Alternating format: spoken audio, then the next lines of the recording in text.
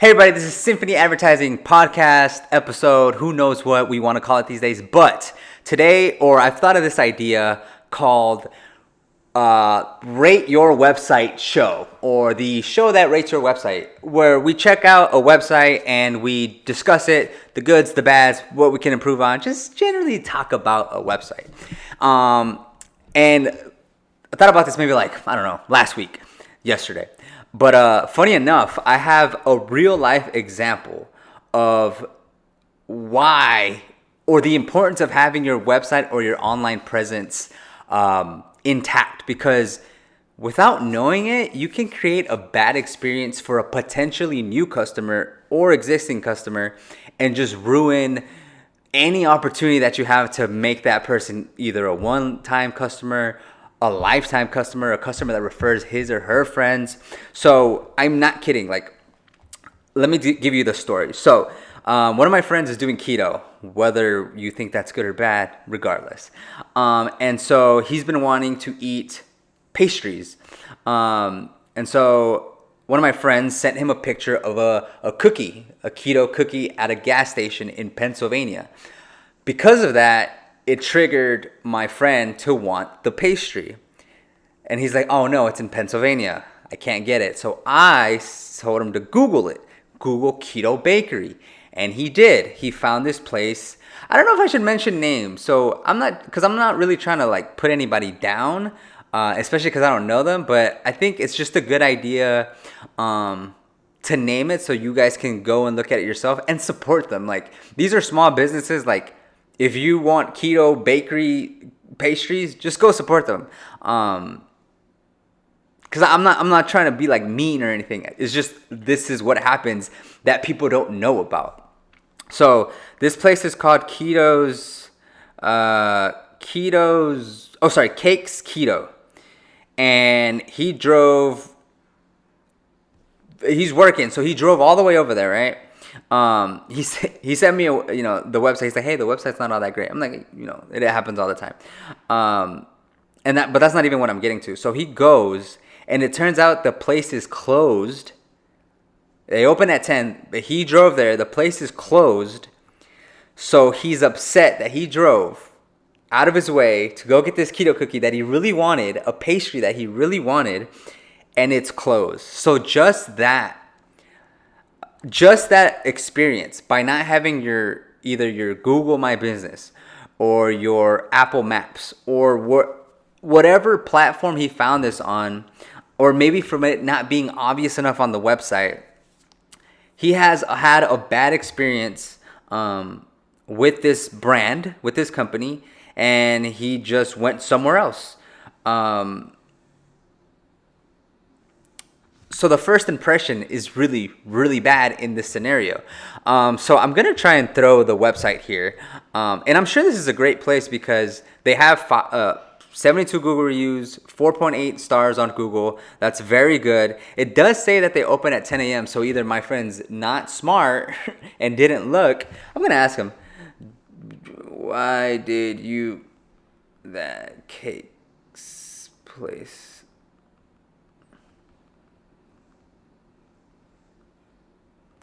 Doing some, what do they call it? Case studies.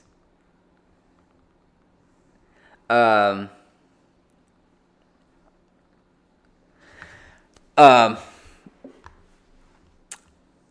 anyways, I'm going to figure out because it might not even be their fault. I mean, it might be his fault.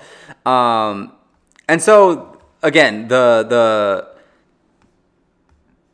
website itself, to do a quick little audit, this was probably built on Wix or Squarespace. Yep, Wix. Back in 2019.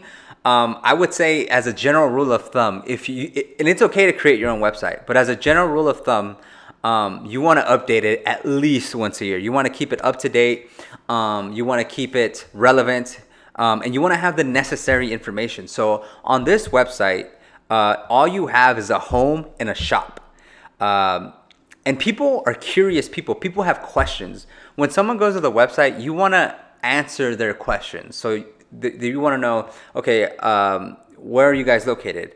How long have you been in business? Why should I use your cookies? What kind of items do you have?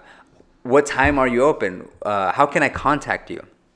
Those are the kinds of things that you want to do on a website, because it's literally information. That's why it's a medium. It's a medium between your brand and business storefront, your cookies, and a person. There's a wave of communication that's happening via this website. There are many other forms of communication. We're strictly focused on the website.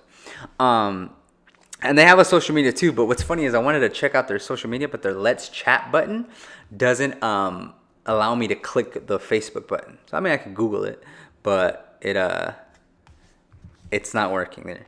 So let me see. So he said something. Let me see what he said.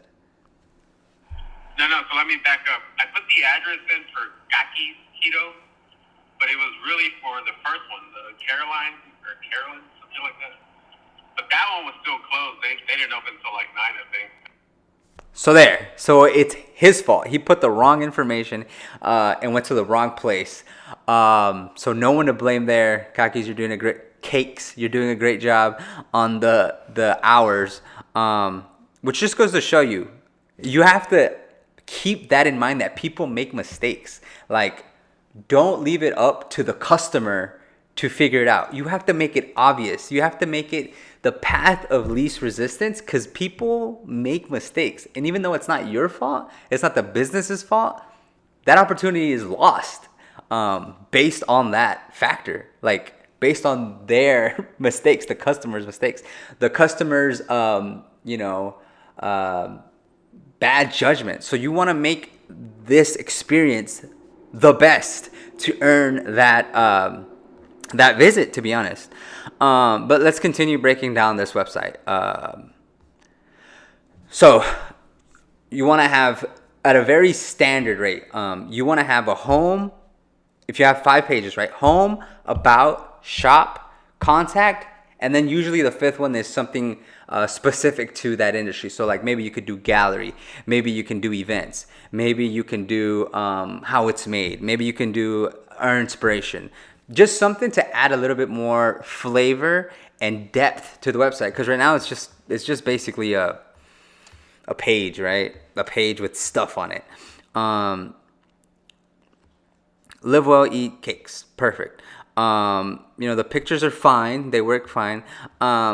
And I guess one of the things that specifically small businesses have an issue with is not knowing the value of what a website can do and does.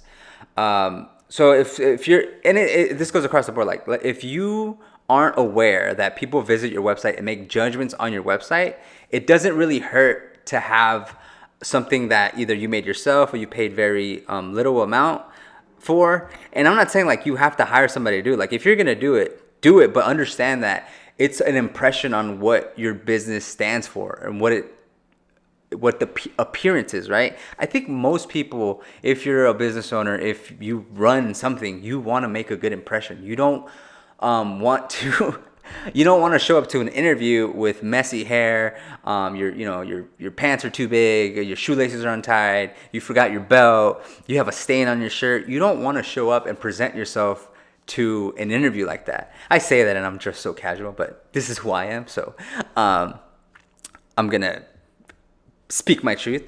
And so the same thing goes for a website. It's like you want to be presentable for when that person comes and sees, they'll say, oh my God, this is awesome. This looks great. I want to check them out.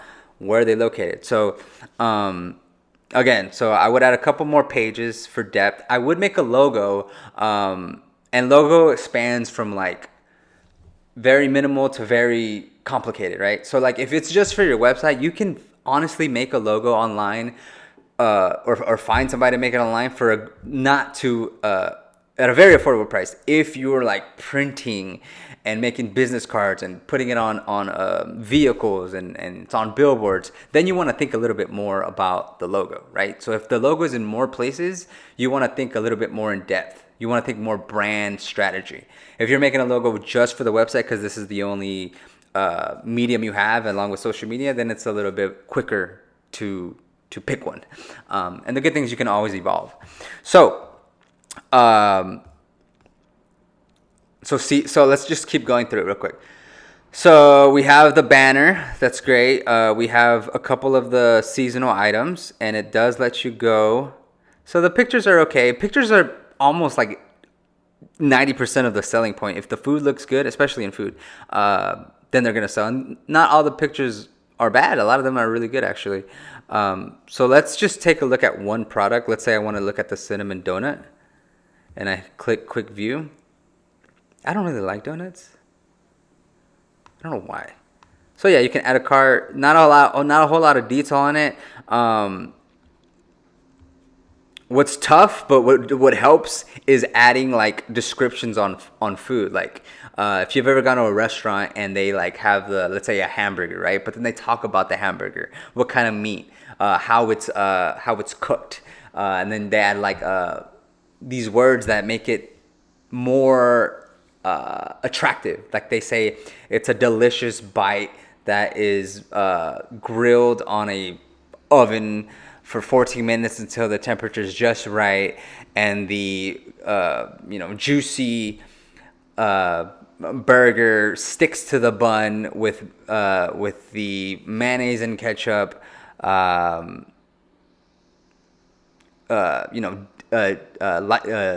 Elegantly placed on the bun. I don't know, but you see the point is like you can sell it even further. So you sell it with the image, you sell it with the words, you sell it with the price.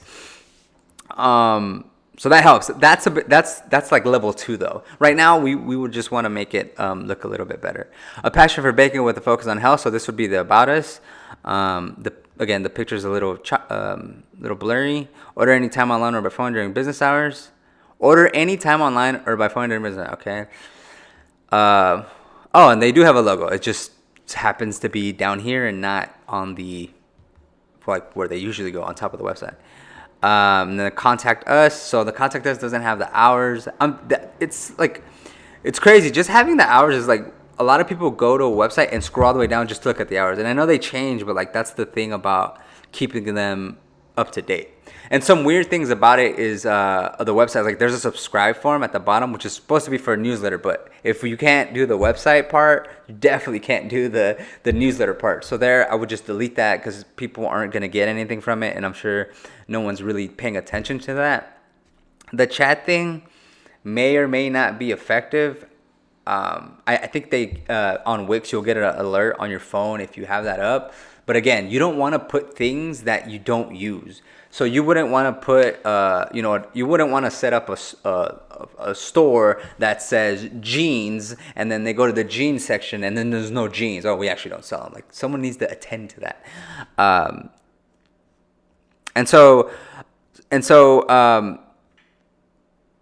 That is kind of like the quick audit on what can be improved on.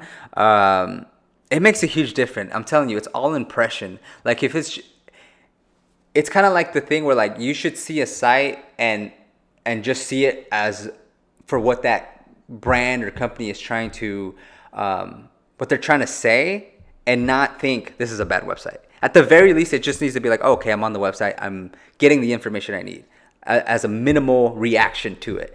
If it goes to like, oh, wow, this is an amazing site. They have amazing stuff. These are great pictures. That's above and beyond. That's like ideal, right?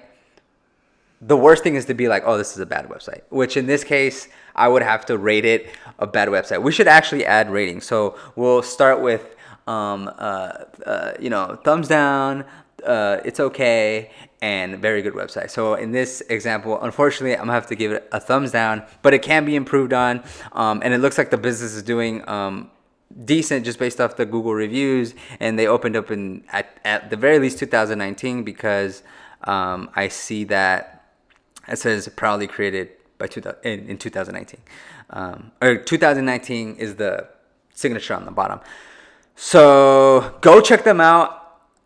Support small business. I will leave the website link somewhere. Again, it's not a knock on them, it's a knock on the website, but I'm sure the cookies are great. I should go and support them. And yeah, if you have any websites that you'd like me to review, let me know in the comments below or the whatever platform this is on. Peace.